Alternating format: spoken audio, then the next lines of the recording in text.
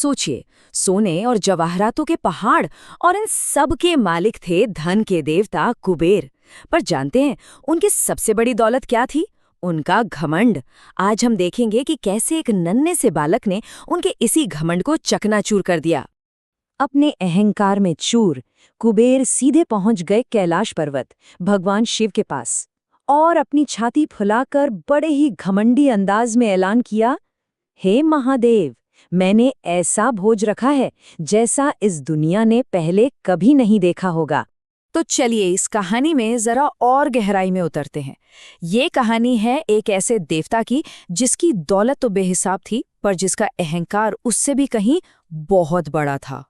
तो ये थे कुबेर, धन के देवता, जिनका राज अलकापुरी के शानदार शहर पर चलता था। उनके पास सब कुछ था, लेकिन एक बहुत बड़ी कमी थी, उन्हें अपनी दौलत पर बेइंतहा घमंड था। तो अपने इसी घमंड को दुनिया को दिखाने के लिए कुबेर ने एक जबरदस्त भोज का आयोजन किया। मकसद लोगों का पेट भरना नहीं था, बिल्कुल नहीं। मकसद तो था अपनी दौलत की चमक से भगवान शिव तक को चकाचौंध कर देना। लेकिन कहानी में यहीं एक मजेदार मोड़ आता है। कुबेर को तो उम्मीद थी कि खुद भगवान शिव पधारेंगे, लेकिन शिव जी ने बस मुस्कुराते हुए कहा, कुबेर, मैं तो नहीं आ पाऊंगा, पर हाँ, मेरा छोटा बेटा गणेश तुम्हारी दावत में जरूर आएगा। तो चलिए अब सीधा उस दावत में चलते हैं और देखते हैं कि कैसे ये नन्हा मेहमान सब कुछ उलट-पुलट कर देता है। नन्हे से गणेश को देखकर तो कुबेर मन ही मन हंस पड़े। अरे, ये छोटा सा बच्चा भला कितना ही खा लेगा, उन्होंने सोचा। पर उन्हें क्या पता था कि वो कितनी बड़ी भूल कर रहे थे। और फिर गणेश जी ने खाना शुरू किया। और क्या खाना शुरू किया? पलक झपकते ही एक मासूम लेकिन मजबूत आवाज में बोले, कुबेर देव, अरे भूख तो अभी लगी है, जरा और लड्डू और खीर मंगवाइए। और बस यहीं से कुबेर की जो हंसी थी ना, वो धीरे धीरे घबराहट में बदलने लगी। देखते ही देखते सारे लड्डू गायब, फिर खीर के सारे बर्तन खाली। और इससे पहले कि कोई कुछ समझ पाता, कुबेर के जो बड़े बड़े भंडार थे ना, वो पूरी तरह से खाली हो चुके थे।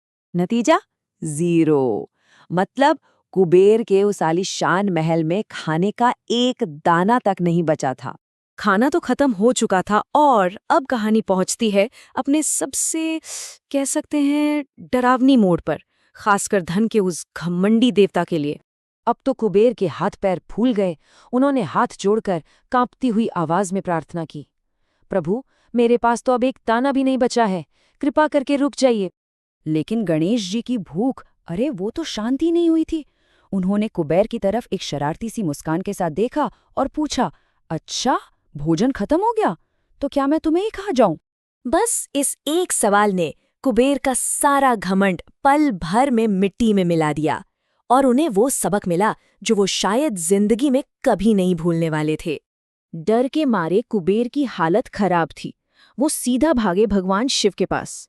सारा अहंकार, सारी अकड़ सब जा चुकी थी। वो बस शिव जी के चरणों में गिरकर माफी मांग रहे थे।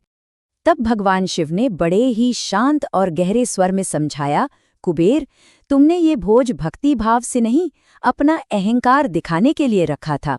गणेश की भूख तुम्हारे सोने चांदी से नहीं मिट सकती। उसकी भूख तो बस प्रेम से दी गई एक मुट्ठी चावल से ही शांत हो सकती है। और देखिए, यही तो इस कहानी का असली सार है। एक तरफ है कुबेर का अहंकार से भरा वो शाही भोज, और दूसरी तरफ प्रेम से दी गई सिर्फ एक मुट्ठी चावल। सोचिए जरा, कितना बड़ा फर्क है दोनों में। तो इस कहानी से हम क्या सीख सकते हैं? पहली बात तो ये कि असली दौलत पैसों में नहीं, विनम्रता में होती है। दूसरी, कोई भी काम अहंकार से नहीं बल्कि साफ दिल से करना चाहिए। और तीसरी और सबसे जरूरी बात, सच्ची भक्ति किसी भी बड़े दिखावे से 1000 गुना ज्यादा शक्तिशाली होती है। और आखिर में ये कहानी हमें सोचने पर मजबूर करती है कि वो असली खजाना आखिर है क्या, जिसे हमें दूसरों के साथ बांटने में सच में गर्व महसूस करना चाहिए।